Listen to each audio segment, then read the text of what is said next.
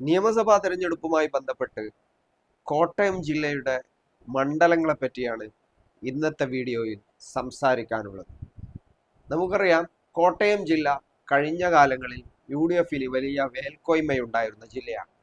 പക്ഷേ പിന്നീട് ഇടതുപക്ഷം അവിടെ സ്വീകരിച്ച ഒരു തന്ത്രങ്ങളും മാണി ഗ്രൂപ്പിനടക്കം ഇടതുപക്ഷത്തേക്ക് വന്നതുമടക്കമുള്ള സാഹചര്യങ്ങൾ മുൻനിർത്തി നിലവിലുള്ള സാഹചര്യത്തിൽ UDF-ന് വളരെ വലിയ മേൽക്കോയ്മ ഉണ്ടോ എന്ന് ചോദിച്ചാൽ അത് ഇല്ല എന്ന് പറയേണ്ടി വരും.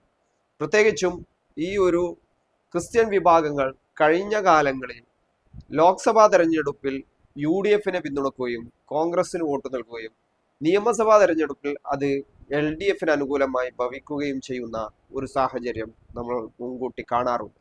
ഇത്തവണയും അതിൽ നിന്നുള്ള മാറ്റങ്ങൾ ഉണ്ടാകുമോ അല്ലെങ്കിൽ അത് തുടരുമോ എന്നതാണ് വളരെ പ്രസക്തമായ ചോദ്യം. നേരത്തെ പറഞ്ഞതുപോലെ തന്നെ മാണി ഗ്രൂപ്പിന്റെ, അതായത് നേരത്തെ ഈ ക്രിസ്ത്യൻ വിഭാഗങ്ങളിലെ പല ഗ്രൂപ്പുകളും ഇടതുപക്ഷത്തിന് അത്തരം അനുകൂലമായിരുന്നില്ല. പക്ഷെ അടുത്ത കാലത്തായി ആ സാഹചര്യം മാറി വരികയും അവർ ലെഫ്റ്റിന് അനുകൂലമായ ഒരു പൊളിറ്റിക്സ്, രാഷ്ട്രീയം തീരുമാനിക്കുകയും ചെയ്യുന്ന ഒരു സാഹചര്യമുണ്ട്. അതുകൊണ്ട് തന്നെ ഈ തെരഞ്ഞെടുപ്പിൽ കോട്ടയം ജില്ലയെ പറ്റിയുള്ള അവലോകനങ്ങൾ നമ്മൾ കടക്കുമ്പോൾ അത് വലിയൊരു സാധ്യത ഇടതുപക്ഷത്തെ സംബന്ധിച്ചിടത്തോളം പറയാനുണ്ടാവും എന്ന് തന്നെയാണ് മനസ്സിലാക്കുന്നത്. 9 മണ്ഡലങ്ങളാണ് കോട്ടയം ജില്ലയിലുള്ളത്. അതിൽ ആദ്യത്തേത് പാലയാണ്. പാല നമുക്കറിയാം മാണിയുടെ തട്ടകമായിരുന്നു. പിന്നീട് മാണി സി കാപ്പനാണ് ജയിച്ചത്. മാണിക്കെതിരെ കാലങ്ങളായിട്ട് മാണി സി കാപ്പൻ മത്സരിച്ചു. അപ്പോഴൊക്കെ മാണിയാണ് ജയിച്ചത്.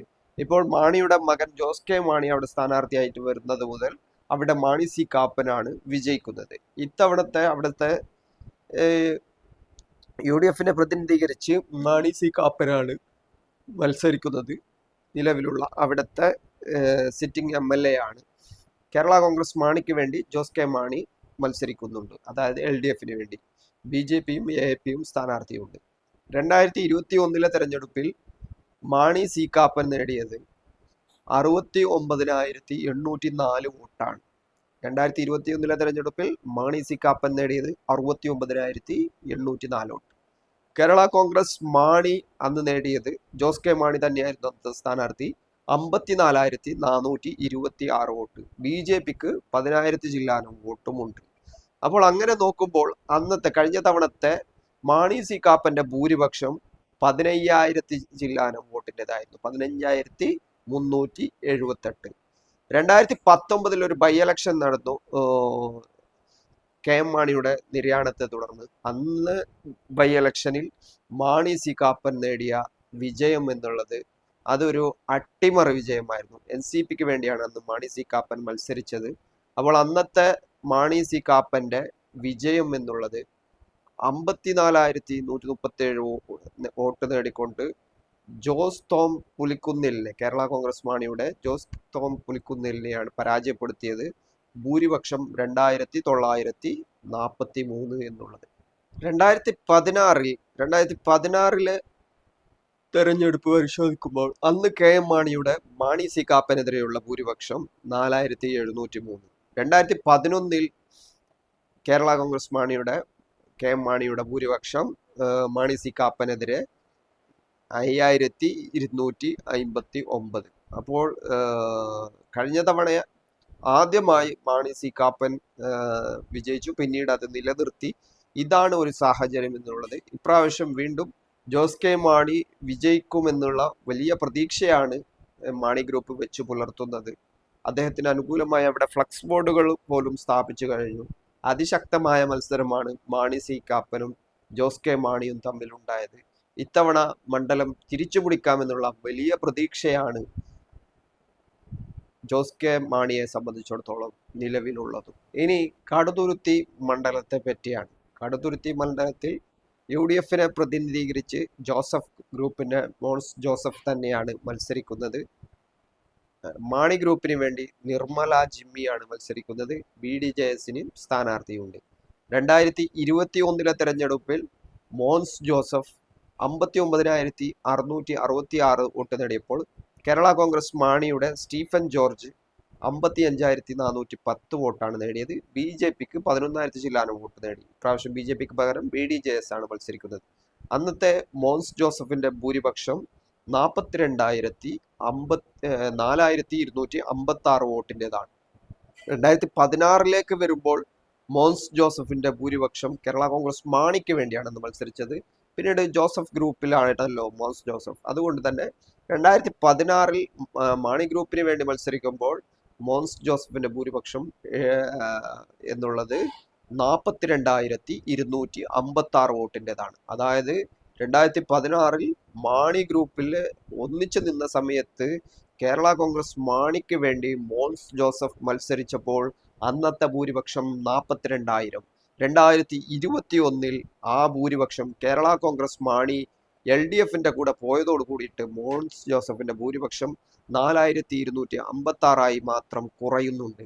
2011 തെരഞ്ഞെടുപ്പിൽ മോൻസ് ജോസഫ് അന്ന് നേടിയ ഭൂരിപക്ഷം 23,057. അപ്പോൾ 2011 2016 മൃഗീയ ഭൂരിപക്ഷം മണ്ഡലം കൊടുത്തപ്പോൾ 2021 ഭൂരിപക്ഷം കേവലം 4,000 ചില്ലാനമായിട്ട് കുറയുന്നുണ്ട്. അഥവാ ഈ കേരള കോൺഗ്രസ് മാണിയുടെ ഇടതുപക്ഷത്തേക്കുള്ള ചുവടുമാറ്റം വളരെ വലിയ രീതിയിൽ ഈ ജോസഫ് ഗ്രൂപ്പിനെ ബാധിച്ചിട്ടുണ്ട്, അവരെ വോട്ടിങ്ങിനെ ബാധിച്ചിട്ടുണ്ട് എന്ന് വ്യക്തമായ കാര്യമാണ്. ഇപ്രാവശ്യം മണ്ഡലം നിലനിർത്താനുള്ള വലിയ പ്രതീക്ഷകൾ തന്നെയാണ് മോൻസ് ജോസഫ് വെച്ച് പുലർത്തുന്നത്.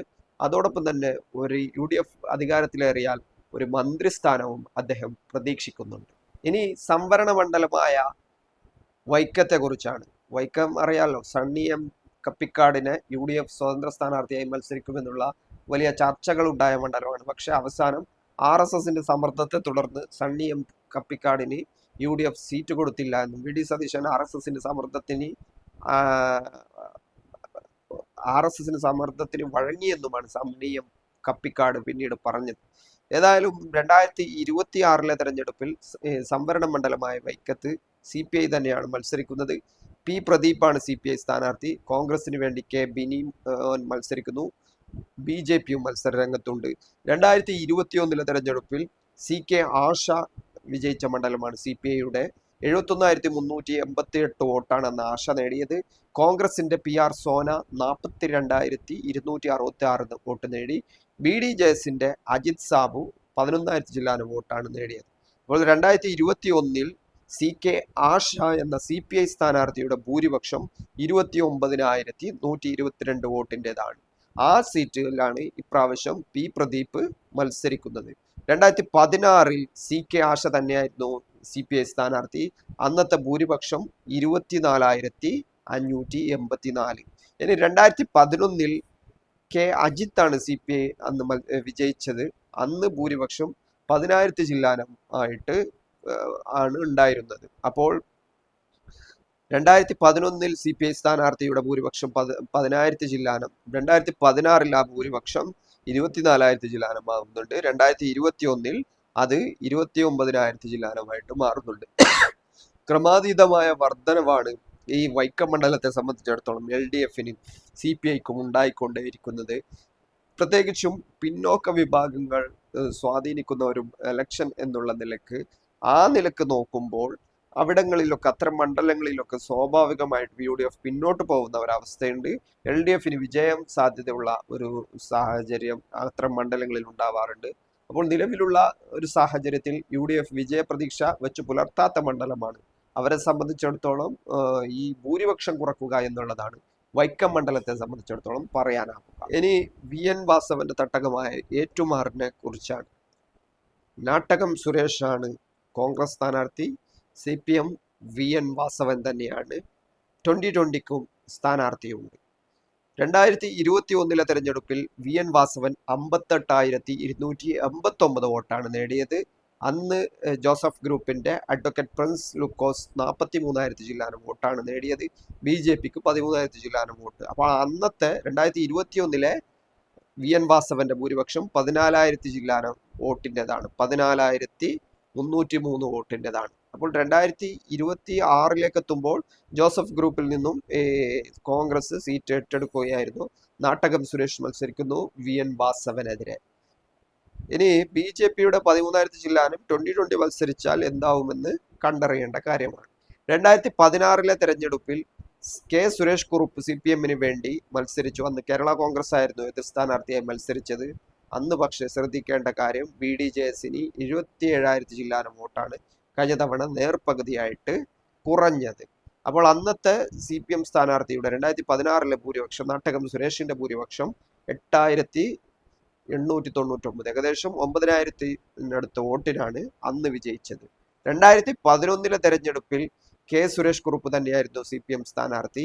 അന്ന് കേരള കോൺഗ്രസ് മാണിയാണ് എതിർ സ്ഥാനാർത്ഥിയായി മത്സരിച്ചത്. അന്നത്തെ CPM-ന്റെ ഭൂരിപക്ഷം 1,801 വോട്ടിൻ്റെതാണ്. അപ്പോൾ 2011-ലും 2016-ലും 2021-ലും CPM വിജയിച്ച മണ്ഡലം VN വാസവൻ തന്നെയാണ് ഇപ്രാവശ്യവും സ്ഥാനാർത്ഥി. അതുകൊണ്ട് തന്നെ ഇപ്രാവശ്യവും വലിയ അട്ടിമറി പ്രതീക്ഷകൾ UDF-നെ സംബന്ധിച്ചിടത്തോളം ഇല്ല. ഭൂരിപക്ഷം കുറക്കുക എന്നുള്ള ഒരു സാധ്യതകളാണ് അവർ കൂടുതലും പരിശോധിക്കുന്നത്. എങ്കിലും നാട്ടകം സുരേഷ് നല്ല മത്സരം തന്നെ കാഴ്ചവെച്ചിട്ടുണ്ടെന്നാണ് പൊതുവെയുള്ള വിലയിരുത്തൽ. അക്ഷരനഗരി എന്ന് വിശേഷിപ്പിക്കാവുന്ന കോട്ടയം മണ്ഡലത്തെ പറ്റിയാണ്. കോട്ടയത്ത് തിരുവഞ്ചൂർ രാധാകൃഷ്ണന്റെ തട്ടകമാണ്. അദ്ദേഹം തന്നെയാണ് UDF-ന് വേണ്ടി മത്സരിക്കുന്നത്. LDF-ന് വേണ്ടി അഡ്വക്കേറ്റ് V അനിൽകുമാറാണ് സ്ഥാനാർത്ഥി. BDJS-ഉം മത്സരിക്കുന്നുണ്ട്.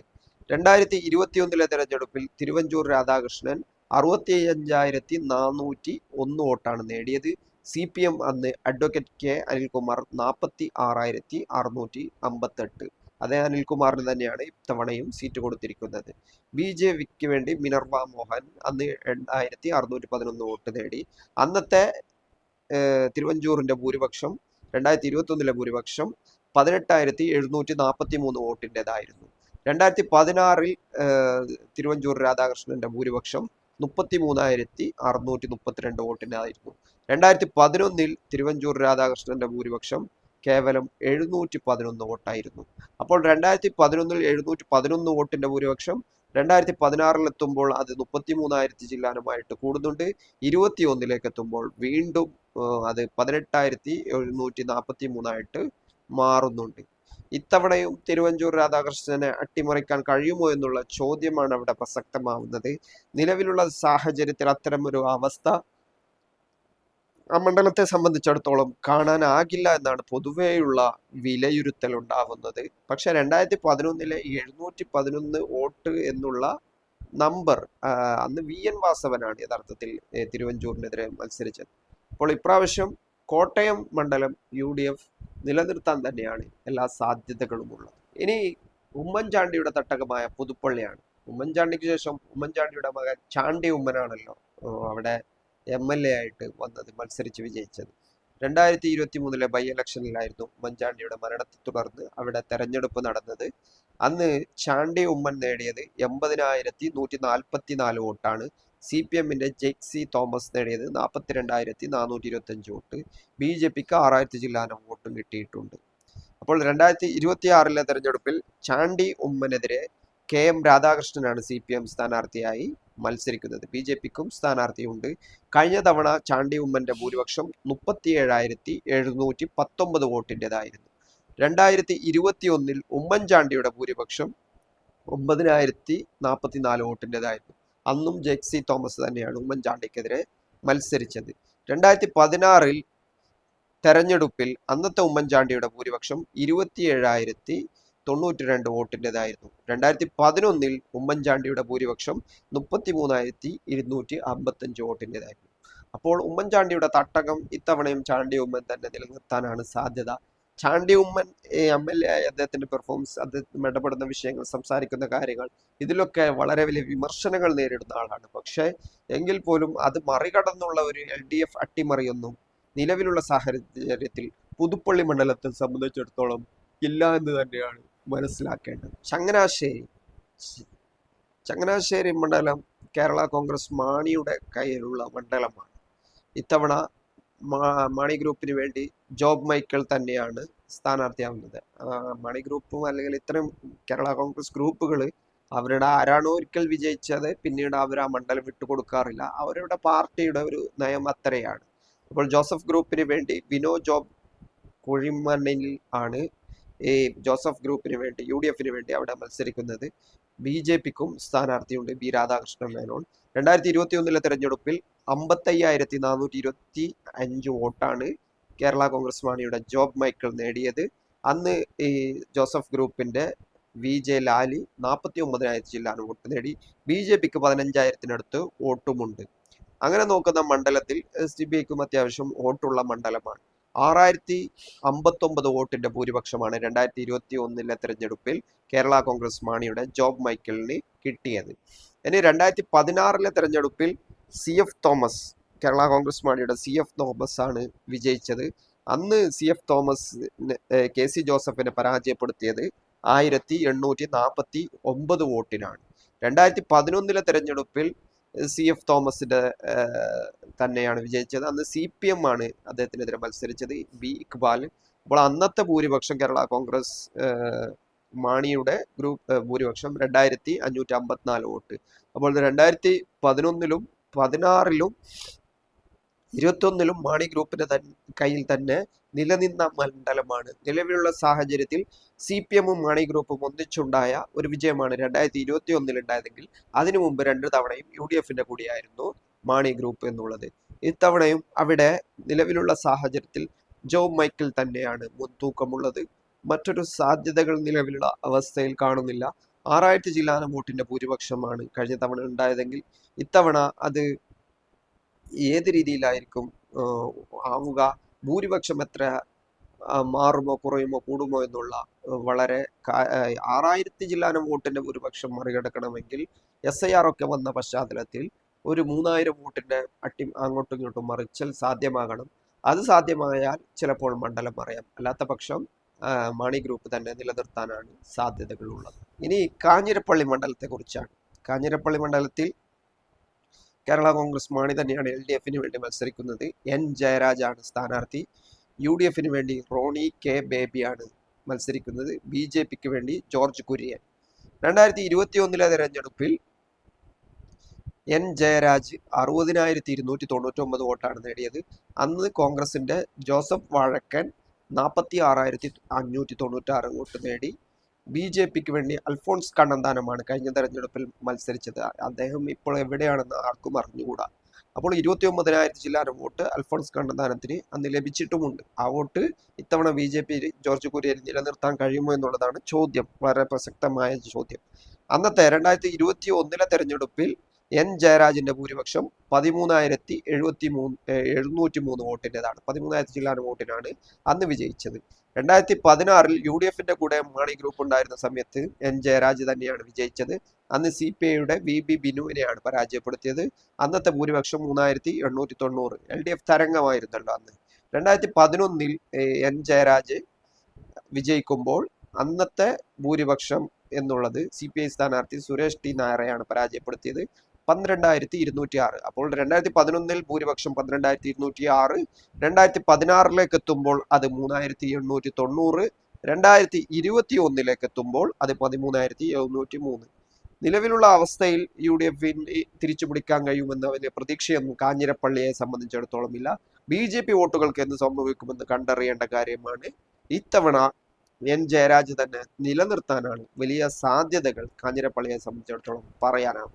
PC ജോർജിന്റെ തട്ടകമായ പൂഞ്ഞാർ, PC ജോർജിനെ കൈവിട്ട് കാലങ്ങളായി മുസ്ലിം വിരുദ്ധതയും വർഗീയതയും പറയാൻ തുടങ്ങിയതിനു ശേഷം ആ മണ്ഡലം അദ്ദേഹത്തെ കൈവിട്ടിരിക്കുകയാണ്. ഇപ്പോൾ അദ്ദേഹം BJPക്ക് വേണ്ടിയാണല്ലോ മത്സരിക്കുന്നത്. വർഗീയത, വിഷപ്രചരണം, വർഗീയ പ്രചരണം, ഇതൊക്കെയാണ് അദ്ദേഹത്തിന്റെ കൈമുതൽ എന്നുള്ളത്.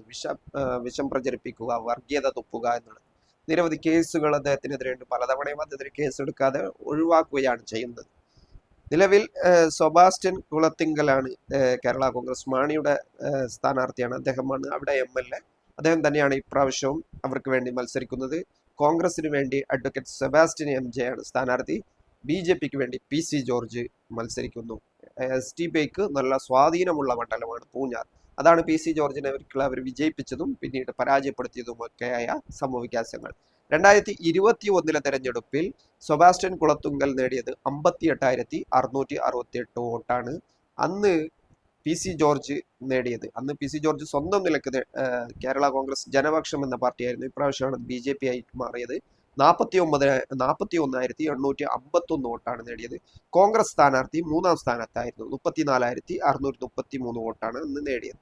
പി.സി. ജോർജിനെ പരാജയപ്പെടുത്തുക എന്നുള്ള നിലക്ക് മുസ്ലിം ന്യൂനപക്ഷമടക്കം അതിശക്തമായി ഇടപെട്ട ഒരു തെരഞ്ഞെടുപ്പാണ്. അപ്പോൾ അന്നത്തെ ഭൂരിപക്ഷം, സെബാസ്റ്റ്യൻ കുളത്തുങ്കലിന്റെ ഭൂരിപക്ഷം 16,581 വോട്ട്. 2016 പി.സി. ജോർജ് സ്വതന്ത്രനായി വിജയിച്ച മണ്ഡലം, അന്ന് അദ്ദേഹത്തിന്റെ വിജയം 63,621 വോട്ട് നേടിക്കൊണ്ട് അദ്ദേഹം കേരള കോൺഗ്രസ് മാണിയെ പരാജയപ്പെടുത്തിയത്. അപ്പോൾ അന്നത്തെ അദ്ദേഹത്തിന്റെ ഭൂരിപക്ഷം 27,821 വോട്ടിൻ്റെതാണ്. അതായത് സ്വതന്ത്ര സ്ഥാനാർത്ഥിയായിട്ട് ഒരു മുന്നണിയുടെയും പിന്തുണയില്ലാതെ പി.സി. ജോർജ് മത്സരിച്ചപ്പോൾ അദ്ദേഹം അന്ന് അവിടെ വിജയിച്ചത് 27,821 വോട്ടിനാണ്. 2011 പി.സി. ജോർജ് കേരള കോൺഗ്രസ് മാണിയുടെ കൂടെയായിരുന്നു. അന്ന് അദ്ദേഹത്തിന്റെ ഭൂരിപക്ഷം എന്നുള്ളത് മോഹൻ തോമസിനെ പരാജയപ്പെടുത്തിയത് 14,984 വോട്ടിനാണ്. അപ്പോൾ 2011 പി.സി. ജോർജിന്റെ ഭൂരിപക്ഷം 14,984. 2016 അത് സ്വന്തം നിലക്ക് സ്വതന്ത്രനായി മത്സരിക്കുമ്പോൾ 27,821. 2021 പി.സി. ജോർജ് പരാജയപ്പെട്ടത് 16,000 ചില്ലാനം വോട്ടിൻ്റെതാണ്. ഇത്തവണയും പി.സി. ജോർജിന് പാലായിലെ അച്ഛന്മാർ സപ്പോർട്ട് ചെയ്തിട്ടില്ല, സഭ സപ്പോർട്ട് ചെയ്തിട്ടില്ല എന്നുള്ള വിമർശനം ഉന്നയിച്ച് അവരെയൊക്കെ തെറി വിളിക്കുന്നത് തെരഞ്ഞെടുപ്പിന് ശേഷം നമ്മൾ കണ്ടതാണ്. പി.സി. ജോർജിന്റെ ഒരു പ്രകൃതം അങ്ങനെയാണ്. ഇവിടെ ഊഞ്ഞാർ മണ്ഡലത്തെ സംബന്ധിച്ചിടത്തോളം വളരെ വലിയ പ്രതീക്ഷകൾ ഇപ്പോൾ നിലവിലുള്ള അവസ്ഥയിൽ പി.സി. ജോർജിനെ സംബന്ധിച്ചിടത്തോളം ഇല്ല. നിലവിലുള്ള അവസ്ഥയിൽ LDF പിന്തുണയോടുകൂടി, പ്രത്യേകിച്ചും SDPIയുടെ കൂടി പിന്തുണയുള്ള സാഹചര്യത്തിൽ സെബാസ്റ്റ്യൻ കുളത്തുങ്കൽ വിജയിക്കാൻ തന്നെയാണ് എല്ലാ സാധ്യതകളും ഉള്ളത്. കോൺഗ്രസിനെ സംബന്ധിച്ചിടത്തോളം മറ്റൊരു സാധ്യതകൾ മണ്ഡലത്തെ സംബന്ധിച്ചിടത്തോളം ഇല്ല എന്ന് തന്നെ പറയേണ്ടി വരും. കോട്ടയം ജില്ലത്തെ സംബന്ധിച്ചിടത്തോളം പറയുമ്പോൾ സഭകൾക്കൊക്കെ മേധാവിത്വമുള്ള ഒരു ജില്ലയാണ്. ക്രിസ്ത്യൻ വിഭാഗത്തിന് വലിയ ശതമാനം വോട്ടുള്ള ജില്ലയാണ്. കഴിഞ്ഞ കാലങ്ങളിൽ UDFന് വളരെയധികം അനുകൂലമായി നിന്ന ജില്ലയാണ്. പക്ഷേ അത് പിന്നീട് LDF അവരുടെ ഗ്രൗണ്ട് വർക്കിലൂടെയും മാണി ഗ്രൂപ്പിനെ അവരുടെ മുന്നണിയിലേക്ക് കൊണ്ടുവരികയും ചെയ്തതോട് കൂടിയിട്ട് വോട്ടിങ്ങിൽ വളരെ വലിയ ഷിഫ്റ്റ് ഉണ്ടായി. CPMന് അതിശക്തമായ മത്സരങ്ങൾ നടത്താൻ പറ്റി, അവരുടെ സുരക്ഷിത മണ്ഡലങ്ങൾ നിലനിർത്താനും പറ്റി. ഇതാണ് ഒരു സാഹചര്യം എന്നുള്ളത്. നിലവിൽ ഈ 9 സീറ്റുകൾ പരിശോധിക്കുമ്പോൾ UDFന് നേരിയ ഒരു മേൽക്കോയ്മ അവകാശപ്പെടാനുണ്ടെങ്കിലും സമ്പൂർണമായിട്ടുള്ള പഴയ രീതിയിലുള്ള ആധിപത്യമൊന്നും നിലവിലുള്ള അവസ്ഥയിൽ UDFനെ സംബന്ധിച്ചിടത്തോളം ഇല്ല. അതുകൊണ്ട് തന്നെ നിലവിലുള്ള ഒരു അവസ്ഥയിൽ ഇഞ്ചോടിഞ്ച് മത്സരങ്ങൾ നടക്കുന്നതുണ്ട്. ഒപ്പത്തിനൊപ്പമാണ്. എങ്കിൽ പോലും ആ ഒപ്പത്തിനൊപ്പം എന്നുള്ളത് പലപ്പോഴും കേരള കോൺഗ്രസ് മാണിയുടെയൊക്കെ സ്വാധീനം, അതോടൊപ്പം തന്നെ പരമ്പരാഗതമായിട്ട് ഈ ക്രിസ്ത്യൻ വിഭാഗങ്ങൾ LDFന് അനുകൂലമായിട്ട് നിൽക്കാൻ തുടങ്ങിയത്, പൂഞ്ഞാറ് പോലെയുള്ള ഒരു മണ്ഡലത്തിലെ റിസൾട്ട്, ഇങ്ങനെ പലവിധ കാരണങ്ങൾ കൊണ്ട് ഈ ഇരുമുന്നണികളും ഒപ്പത്തിനൊപ്പം തന്നെയാണ് കോട്ടയം ജില്ലത്തെ സംബന്ധിച്ചിടത്തോളം പറയാനാവുക. UDFന് നേരിയ മേൽക്കോയ്മയുണ്ട്, പക്ഷേ ഒപ്പത്തിനൊപ്പം തന്നെയാണ് കാര്യങ്ങൾ. ആ ഭരണവിരുദ്ധ വികാരം ഉണ്ടായാൽ സ്വാഭാവികമായിട്ടും UDFനൊപ്പം ജില്ല പോകും. അല്ലാത്ത പക്ഷം ഒപ്പത്തിനൊപ്പം എന്ന് തന്നെ വിശേഷിപ്പിക്കാവുന്നതാണ്.